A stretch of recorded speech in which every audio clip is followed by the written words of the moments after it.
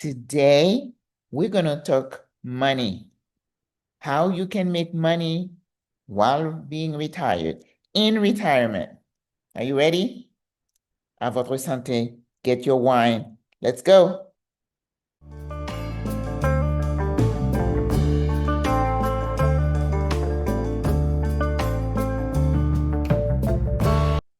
The average annual Social Security payout for baby boomers as of today is about $56,000. And just in case you think that's a lot of money, think about how much money you made as an employee in the US and how far you think that can go as you live 25, 30 years in the future. You can finance your retirement in retirement, and it's a must. All right, let's get into it today. This is serious stuff because with everything that is happening in the world, all the threats that are coming at us as retirees every single day, threats, cut threats, wars,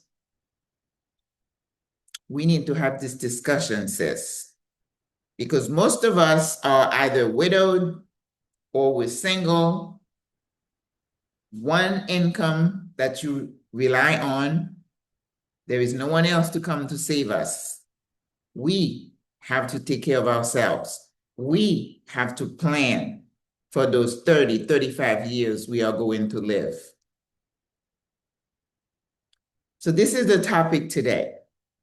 We are going to talk about take stock of where we are and 10 to 12 things that we can do to improve our financial future because it is up to us. Are you intrigued? Okay. If you don't know who I am, I'm Maggie Lazar. I am a retired nurse practitioner, and I have been happily, gratefully, retired here in the beautiful country of Panama since January 2023. I have just celebrated my third anniversary, and I am so blessed and highly favored. I am also the creator of SWRA, Single Women Retiring Abroad, a group of sassy older ladies such as myself who have made the conscious decision to retire abroad. Live our best lives, create community, create sisterhood while we reinvent ourselves. But the ultimate goal of SWRA is to create a newer model of aging abroad that is sustainable, and the big word, affordable. If any of this sounds of interest to you, you feel intrigued and you'd like to hear more, I invite you to like the video, give it a thumbs up, like, share, and subscribe to the channel. Also, make sure you click that little bell so that you are notified whenever I go live or when I drop in a video.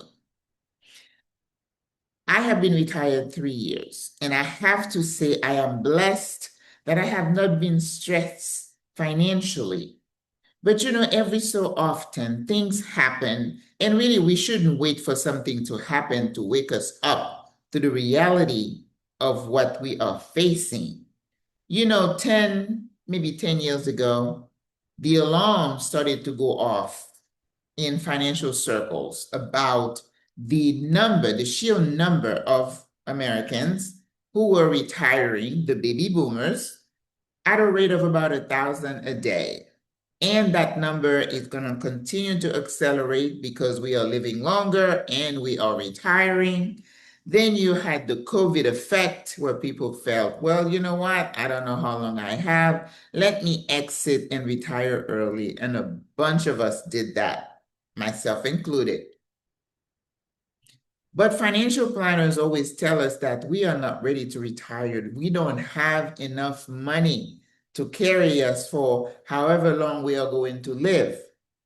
My argument today is that if we really take a good look at our finances, there are things we can do even right now in retirement to stretch our dollar and make it last longer.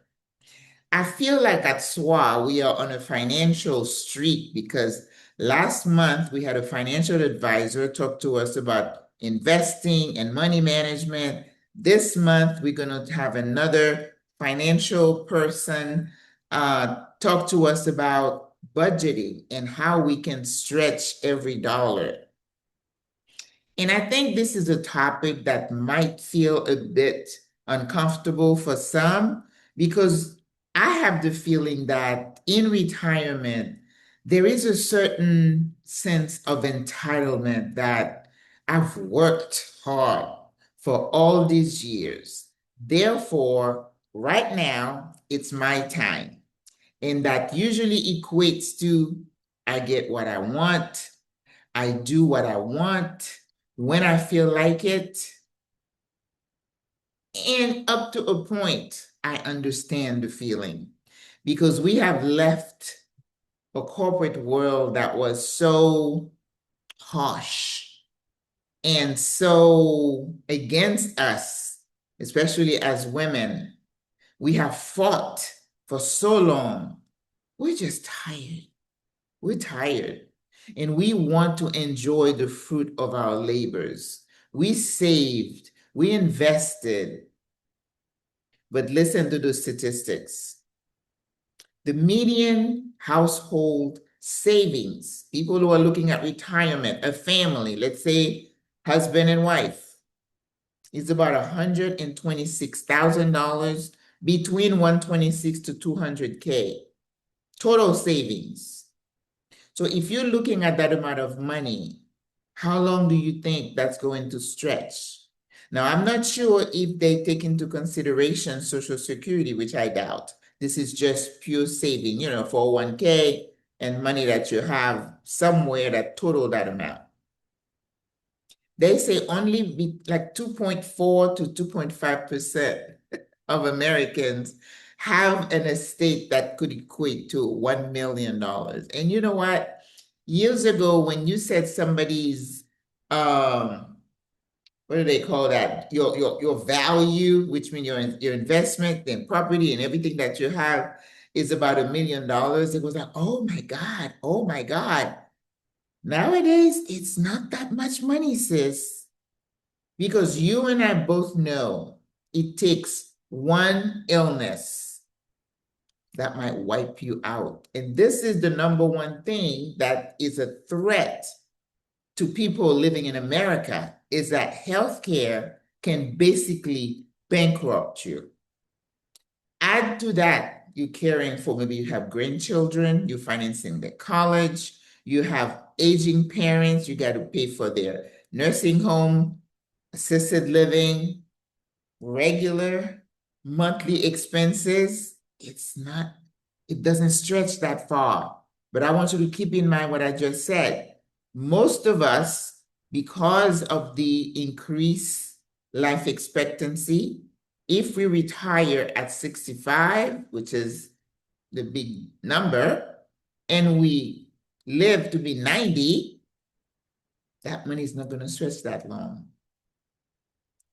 72% of baby boomers rely only on Social Security.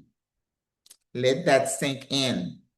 If you don't have any other income, you don't have any real estate, you don't have any dividends coming from investment, that's a lot of people who probably going to be on the edge of poverty. And I think that's one reason a lot of us are living abroad, because we are working hard and hoping a prayer that this Social Security check is going to stretch. Now, I watch people living in Thailand and the Philippines, and they're saying that, I'm only living on Social Security. And they're making it work. And I'm so happy for them. But even then, It takes one illness to wipe that out. So keep that in mind. And also, and I said before, the average Social Security annual disbursement is about $56,000. That is not a lot of money. So I want to talk about, now that we know that the picture is not that bright, what can we do after we've retired, right? Because you got a Social Security. Maybe it's just all that you have. Maybe you have a pension on top of it. Some people are military, they're getting some military money. I don't know what they call it, right? Some people have investments, but very few, because women as a block, we're not big on investment. We're scared. We're scared. We don't want people to play with our money. And of course, the financial planners will tell you, based on your age, what is your risk tolerance? Yes, they have stocks you can invest in that might bring you some money, but investing is a game. And everybody will tell you it is a long range game. You cannot look at it 5 years, you got to think in the future. And you're saying, well, I'm 70, I don't have that much time. And that is true. So some of the things we're going to talk about, even in your 70s, if you say, I can't take the little bit of money I have and invest it, no one is asking you to do that. Again, knowing your risk, how much could you invest in what? Is it $500 a month? Talk to a financial planner. So I'm talking about some financial decisions that we can make in retirement to try to stretch our dollar. Now, please like, share, and subscribe while I take a wine. It's not Riesling, but hey, I think it's a Pinot Grigio. Thank you, Miss Teresa. Or is it a Chardonnay? I don't know. But I'm a white person. White, this white. You know, I'm going to make you laugh. Oh, God, that was crazy. All right. So good. All right. What are some things that we can do while retired that could save us some money? And I'm not talking anything grandiose. We're going to talk about very practical day-to-day things. Let's say you're here in Panama, you're in Ecuador. Now, I know people are showing that they're paying $300 for an apartment somewhere in Thailand. This young lady just left Kenya and she went to Thailand and she's showing us different, properties she looked at. Of course, the money is different, but the thousands of whatever the currency is equates to about $300 to $400. And you're like, from over here, yeah, that sounds good, right? $300 for rent. Let's say you have $200 worth of utilities or whatever, so that's $400 or $500. And then you add food, there is money left over. So sis, if that works for you, someone asked me last week, have you considered Thailand? And I had to say, no, I have not. And it's not on my radar. There's a sister here in town who went and she's going to go to Thailand. Go where you feel the best. Go where it's going to work for you. Right now, in this temporada, this time, I am not looking at Thailand. I never say never because life has taught me you never say never, right?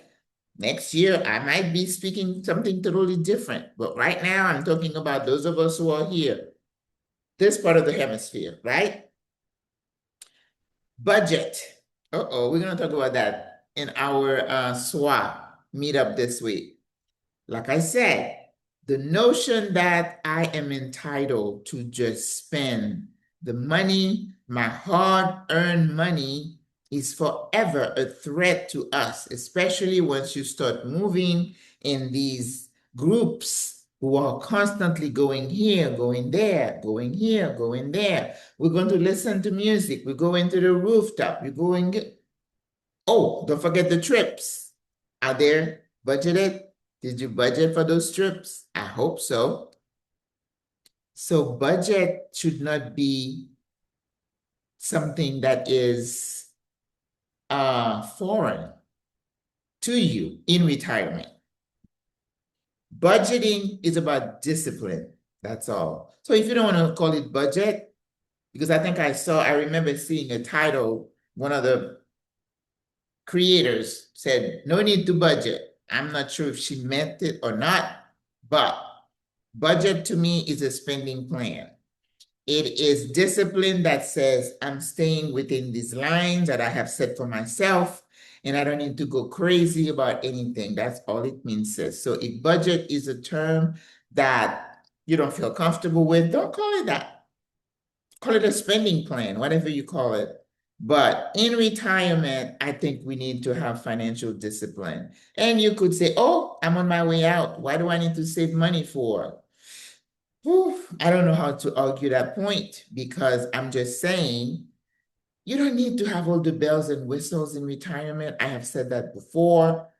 And you want to be comfortable. You don't want to deprive yourself so much, but you don't want to be feeding all your desires and all your wants, and you just kind of loose and not no control. That's what I'm saying. All right. So look at how much money you have coming in, how much is going out. And there are some apps on your phone that it helps you track everything that you spend. Do that for a month or two, and that's going to give you a great idea about where you spend your money and how. So if you pay your rent, your electric, your cable, you go to the food store, you go to the farmer's market, done the RV, write it all down. You go buy, you fill up your card in the metro, write it down. You stop and you get a raspao, write it down. You get a chicha fria, write it down. Because this is what happens. We think of budgeting as those big things, but we forget all the little incidentals, right? You know, I went and had my teeth cleaned. Yes. You had a pedicure. Yes, it needs to go in the budget. Sorry, spending plan.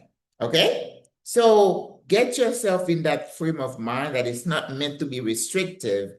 It's just a plan to keep you on track. Does that make sense? Okay.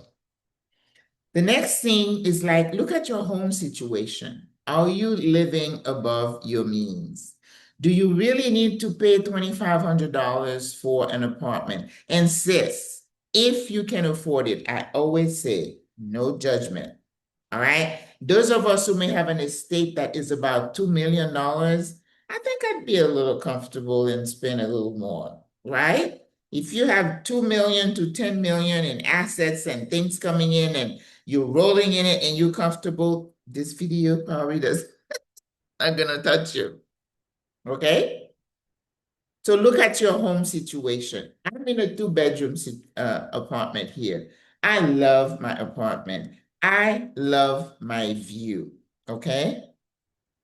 And it's quiet. It feels like home now. I like it. But very often, I think there's an extra bedroom that is just sitting there. It's just waste. I should have plan for a one bedroom. So if you come insist, you buy yourself, go for a one bedroom and save a few $100s a month. You don't need two bedroom. When your family comes, we got plenty of Airbnbs and hotels. They can stay there for the few times that they come. Don't take that on. Don't attach. Oh, I need two bedroom in case my family come. That was my mindset. Wrong, wrong, wrong.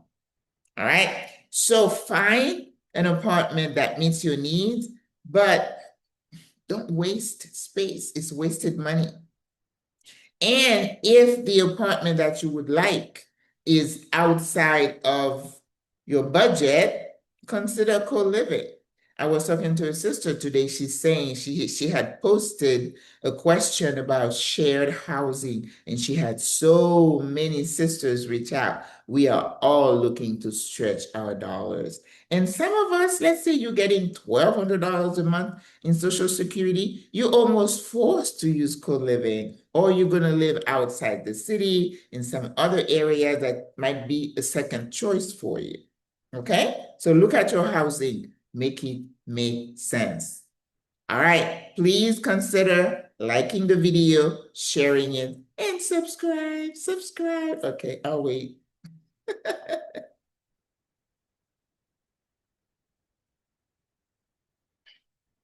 It is after 5 o'clock, so, and I'm grown, I'm allowed. All right, look at your utilities. And I'm not talking about cable and telephone because those are very affordable here. But that electric is tripping a lot of people. People are telling me they're paying $500, $600, $800. They are in units where the electric is not on their name, in their name. That's a red flag right there. And I was talking to somebody else. She's like, oh, I'd rather let the owner keep it under his name. And sometimes it works out, sometimes it doesn't, because when the bill comes, it doesn't make sense. The bill doesn't match your level of consumption because a lot of us are using fans and they have fans in the ceiling, they have stand-up fans, and it shouldn't be that high. So do what you need to do. I personally would not consider an apartment if the owner did not agree to change it to my name. So I know what my consumption is. Yes, they tell you if you have central air that tends to run more, not so efficiently, and you are like hot-blooded and you like it cool, yeah. And if paying $200-300 a month doesn't bother you, go for it, sis. Remember, you're retired and you have that sense of entitlement. You don't want to be hot. You don't want to sweat. Sweating is good. It's not that bad. Some of you are so, I remember somebody said, men sweat, women glisten. Well, I glisten a lot here. But I think it's a good thing because I feel like my skin gets rid of the impurities and I don't mind that. I mean, you don't want to be doing it all the time for hours at a time. But I'm living in a tropical area. I know I'm going to sweat, so no biggie. So watch your utility bill, okay? And do what you can to manage it. Run the fans. Open the windows when you can. Okay, don't come at me. Some of you are like, oh yeah, they said for mold, don't open the windows ever. I could not live without being able to open the windows sometimes. I love some fresh air. I need the air to recycle and not keeping the same thing. No, no bueno. Not for me. For me. Utilities, we talked about that. Food, you can control your food budget. Buy local, buy fresh. You don't need to go to Price Smart and spend $200 on stuff, big bulk of a big jar of mixed nuts, a big bag of this, a big bag of that. How many are in your household? If it's just you, just small. I came here like everybody else. I had a Price Smart membership. It was like $35, and they said, "Oh, you can put somebody else on it." I was never able to find someone else. And then when it came up for renewal, it had jumped to like $48. And I'm like, I don't need that because I don't buy anything in bulk like that. Even when I was at home, I had let go of my Sam's Club because I had to pay, I'm like, I don't need to buy a ton of detergent. Not necessary. Look at that. All your subscriptions, you can save from that. So the food, go natural. And if you don't eat meat, you're going to save lots of money. Go whole food plant-based. It's not just good for you, it's good on the pocketbook also. So watch your food budget. And then what else do you watch? Or you're going out. I'm a foodie. Yeah. You're a foodie, but how much money are you paying going to these restaurants several times a week? And the tip and the Uber to take you to and fro. Do the math, says, get the app. Let me see. I need to do a research and see which app you can use to track your expenses. And I challenge you to do it for a couple of months. It's going to be an eye-opening exercise to see where you spend your money. And you're like, really? I spend that much money on that? And then hopefully you're going to have the fortitude to say, I don't think I need to do all that. Because remember, you're also budgeting for clothing and stuff. I said, I'm ready to do another decluttering and downsizing because I'm like, how come I have so many pairs of shoes already? How come I have this closet is Geno? It's like it's full. No. Control. We got to look at ourselves And why do you have all this stuff? How much of it are you using right now? Do you really need that many pairs of shoes, skirts, shorts? You have a washer and dryer. I know. I'm getting into your business and I don't mean to. I'm trying to help you, sis. Helping myself as well. Please don't believe that I have it all together. That is not what I'm saying. We're in this together. Transportation. Well, I'm a Metro rider. I could tell you. I fill up those cards for $20. I have two cards because I have two sets of bags that I carry, and I don't want to have to worry about where the card is, so I put them in the bags. If I do that, I don't spend all that for a month. No. Think about it. $40 a month on buses in the metro. And then I budget about $50 a month for my Uber. I don't Uber that much. I Uber somewhere that I can't get to easily, depending on the time of day, because now they're charging you if you're stuck in traffic. Metro is my most favorite form of transportation. It's fast, it's quick, and I love to walk. So if there is like a 2-3 block, I'm doing it easy. But if it's in the middle of the day, you're going to be, I like to sweat, but not when you're dressed up going somewhere. No bueno. So I don't even use that $50 a month on my Uber. But I know some sisters who Uber everywhere. So if you have to, because of a health issue or joint and mobility issues, try to save someone else's. Now I heard a sis today talk about InDrive that they use here that is cheaper. I don't know InDrive, but if it's cheaper, investigate. All right? Transportation, that was that. And then the last thing I'm going to say that you can do on this side is save, save, save. When you look at your budget, sis, is there anything left at the end of the month? Or do you run out of money like on week 3 and then you waiting with bated breath until you see that income, that Social Security drops in your account? To me, that's stressful to live like that. And I know a lot of people who live like that stateside. But can you be a little bit more disciplined and have some cushioning towards the end of the month that you're not constantly stressed out? Do you have money budgeted to go see your doctor, to get your teeth cleaned, to get your hair done? How much are you spending on your hair? How much, your manicure, pedicure, some people love to have those on a regular. I don't because I'm a cook and my hands are always in food and manicures don't last. And I swore I would never do those gel things again. Save. It does not matter what your budget is. It doesn't matter if you just on Social Security. You can always save something. And now we know there is a video that's been going around talking, and it's not just that video, talking about make sure you have some cash on hand. We talk about it doing our emergency preparedness videos or presentation that you need some cash.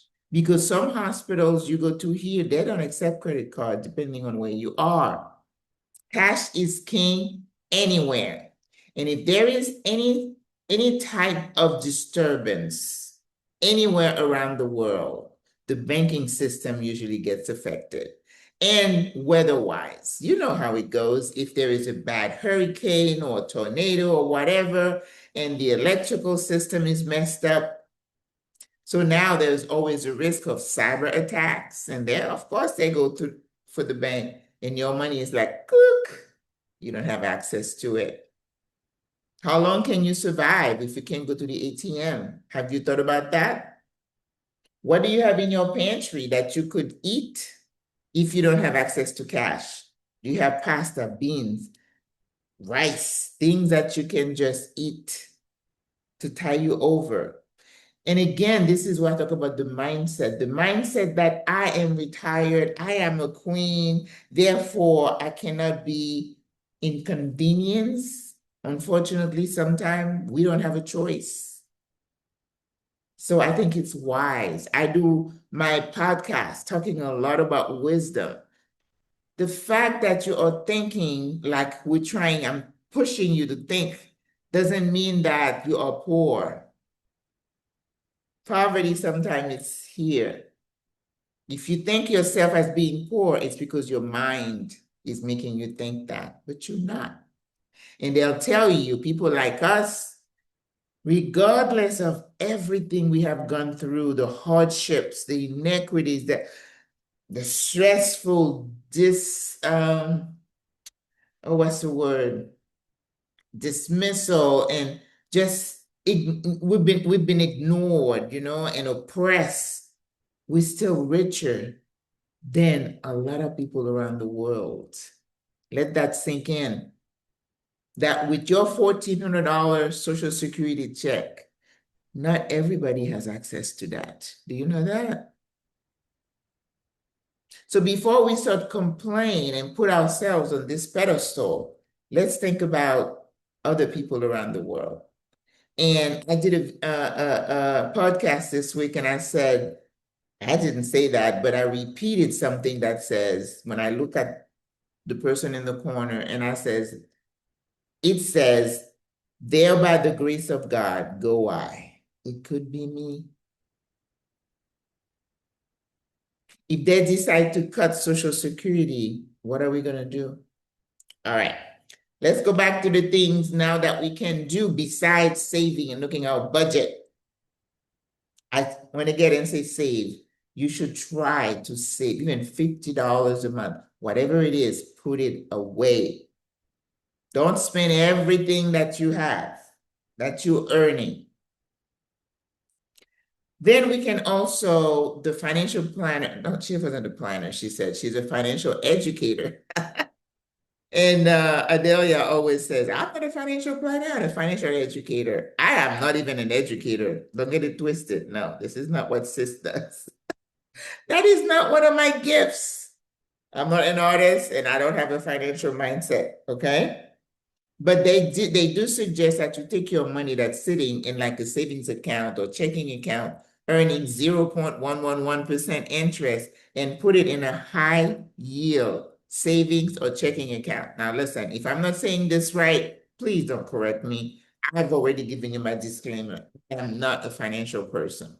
But what she's saying and what others are saying is that instead of leaving the money, however it is, sitting somewhere, put it in the high yield where you can get 3 to 4%. I just watched in here, and I think it was Capital One and another bank. I don't know how much Schwab pays, but do the research and put your money in there. You can still have access to your money, but then you're getting a little bit of interest. I mean, I remember when I was a younger mom, we to get decent interest rates, on your savings account, and then it went down, down, down, down to 0.01.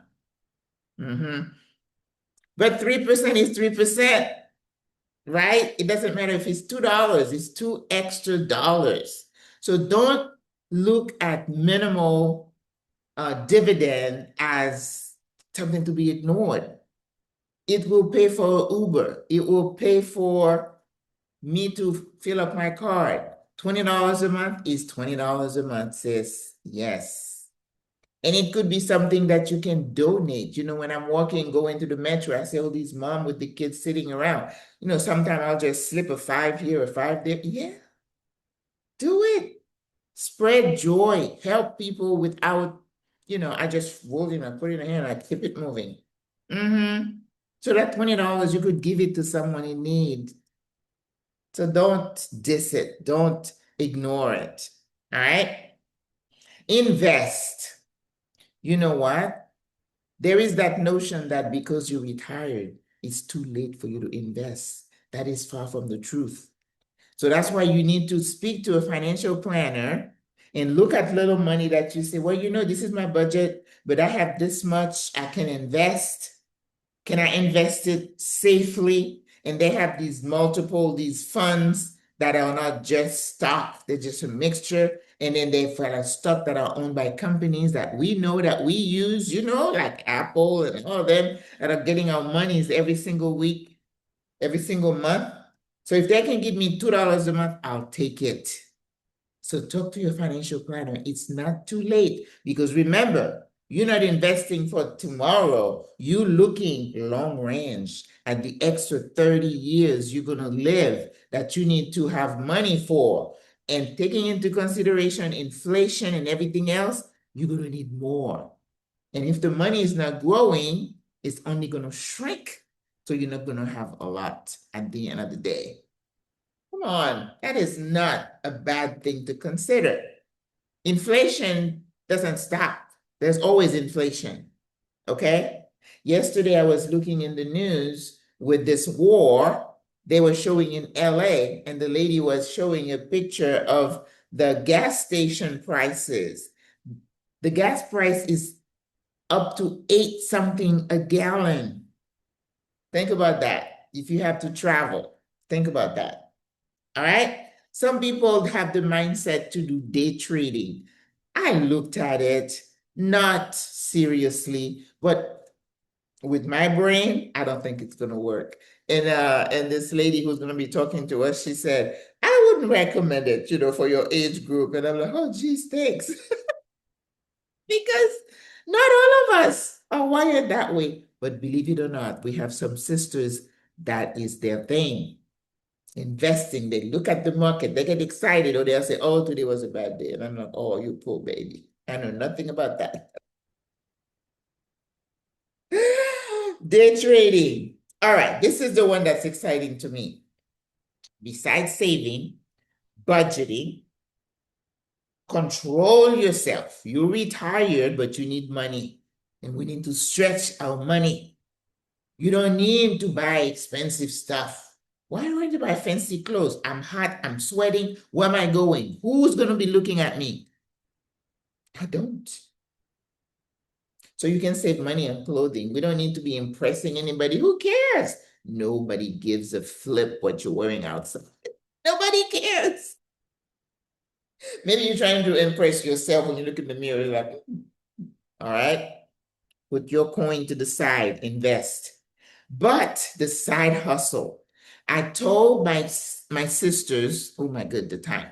I told my sisters last year, when we started looking at all the threats, and they weren't new to Social Security, that, oh, they could decide to cut it in half, in third, or whatever.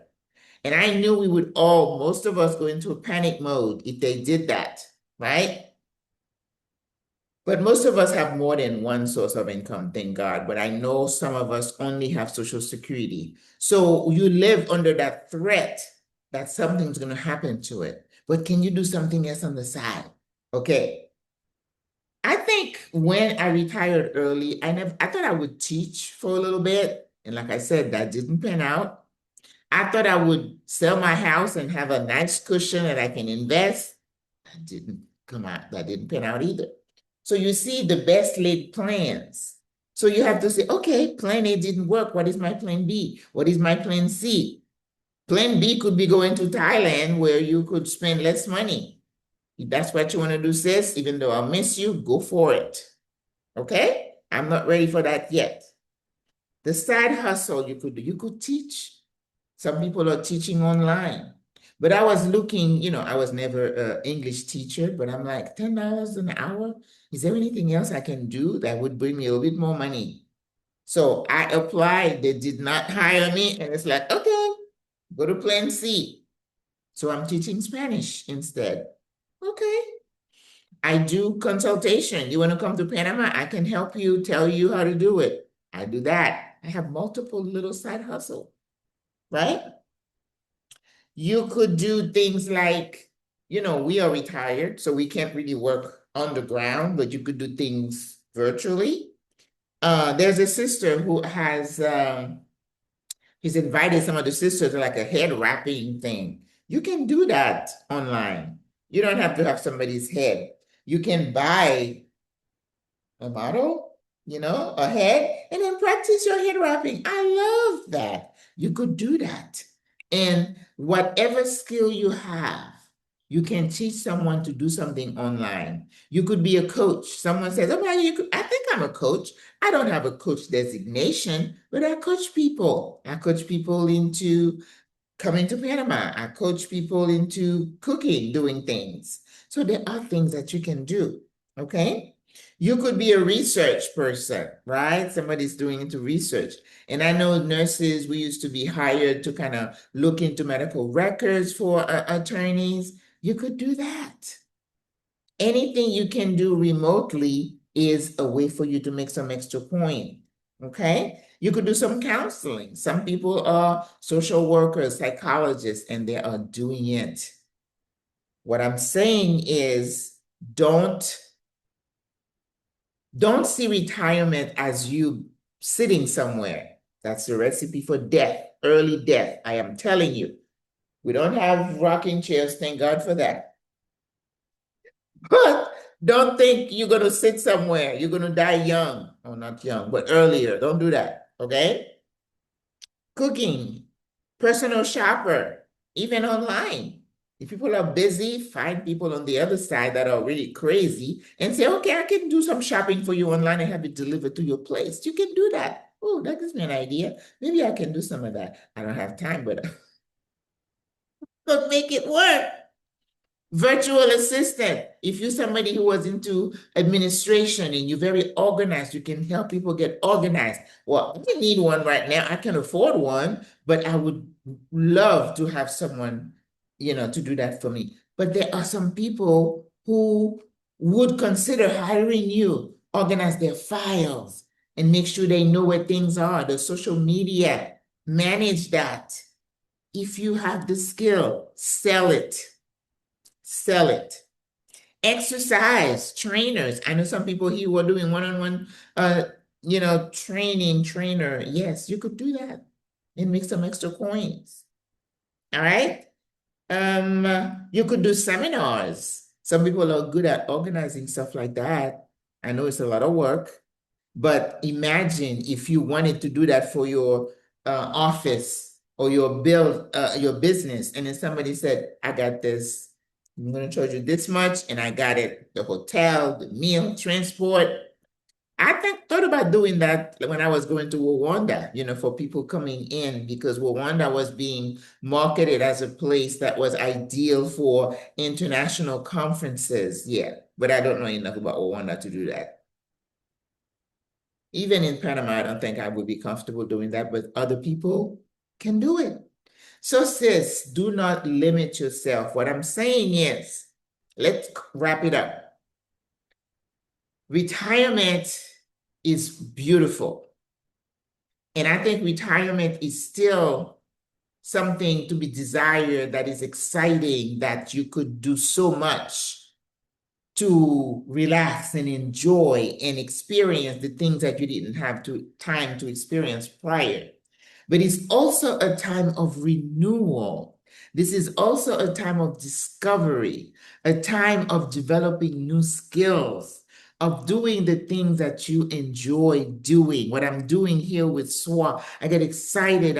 I love it because it's not drudgery. It's not someone paying me or forcing me. I don't feel obligated. I do it because I like it, because I want to do it.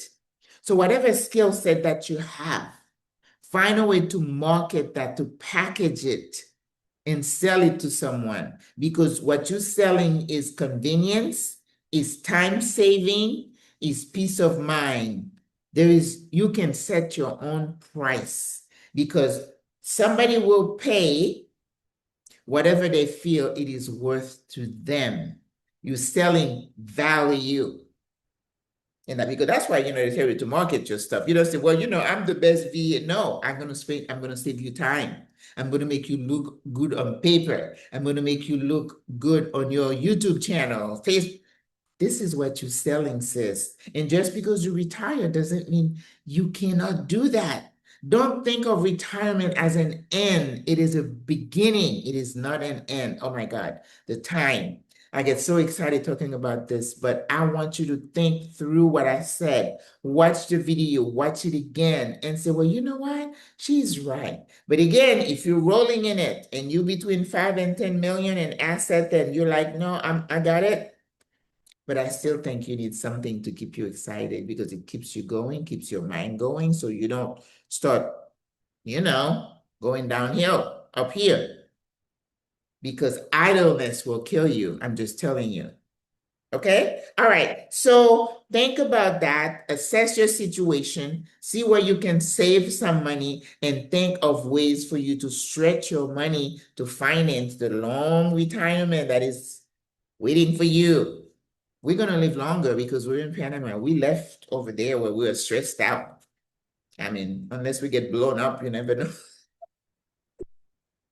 But we are living vicariously. We are not thinking the what ifs. What's the point? What is the point? We live for today. We do the best we can. And then you might say an argument, well, why should I worry about tomorrow? Because you might get sick and you don't want to put all that burden on your children or somebody else. All right. So this is your responsibility to finance your retirement. And you want to leave something for someone. Don't worry about it. Don't worry about it. Balance.